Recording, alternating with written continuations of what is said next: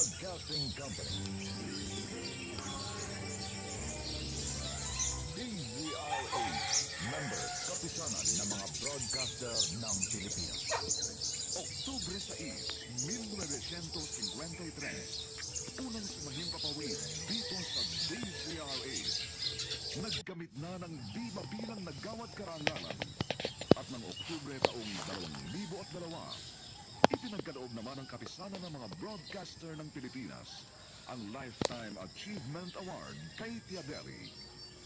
At ngayon, nasa ika-51 taon na ng pagsasahimpapawid, buong karangalan at pagmamalaking inihahandog ng Manila Broadcasting Company ang kasaysayan sa mga liham kay Tiadeli.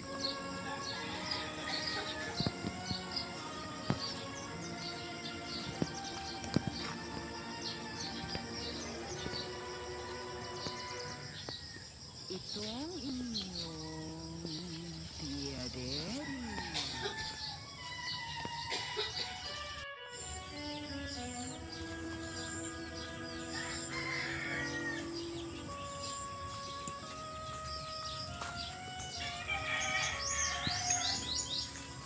Kumusta, mga ginigiliw kong tagapakinig?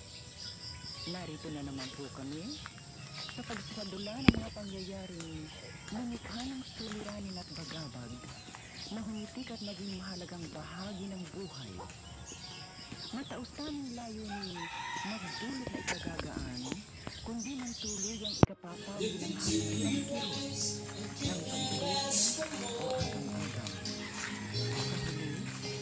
Sa huli, ako po mag-uusap ng panukala na sana'y makasiya sa may-ari ng salaysay, makaaliw sa marami, at kapulutan ng aral ng ibang ang isip ay hinilam ng langhinang kalooban at nagsilang ng tiwala sa sariling kakayahang bathi ng pagsulok ng kapalaran.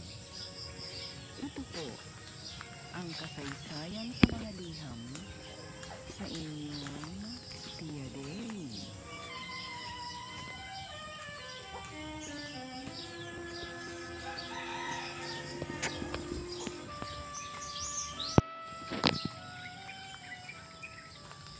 May salita sa wikang Ingles. If you can't fight them, join them. Kung hindi kayang kalabanin, kaibiganin. Madaling sabihin, subalit mahirap gawin. Ito ang problema ng isang naninirahan sa Molave, Tondo, Maynila. Sumasangguni, ano kaya mabisang gawin? Kukublin natin siya sa pangalang Nena.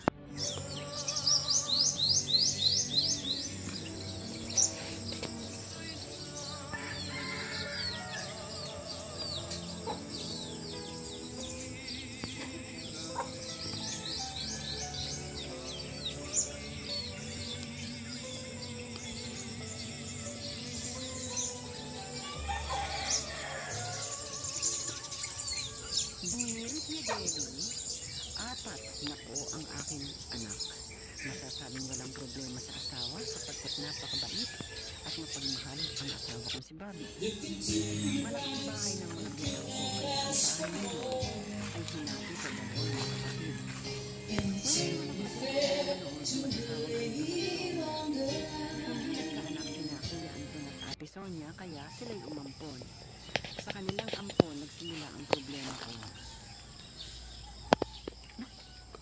Ang bulaklak ko sa... Sinong pagkiktar sa bulaklak na panimpong rosa? Ma, si April po. Ano? Opo, nakita ko po siya kanina. Kinuha niya yung bulaklak ng tanim po niya. Naku, naman ang kulitan ng bata mo. Naku, talaga. Si April, pinista ng bulaklak ko. Kaya mo na. Bata yun. Ay, bata.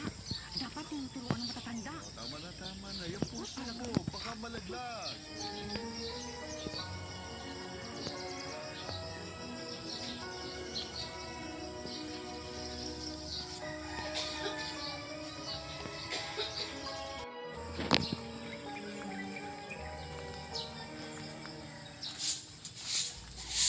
Ate Sonia, Ang anak mo, may ginawang kalokohan. Ang anak ko na naman? Hinigtan niya ang bulaklak sa tanim ko, Rosa. Ang tagal ko pa namang hinintay na mamulaklak ang tanim ko yun. Magkano ba ang naging damage? Babayaran ko. Ha? Hayaan mo! Papalitan ko na lang mga halaman mo.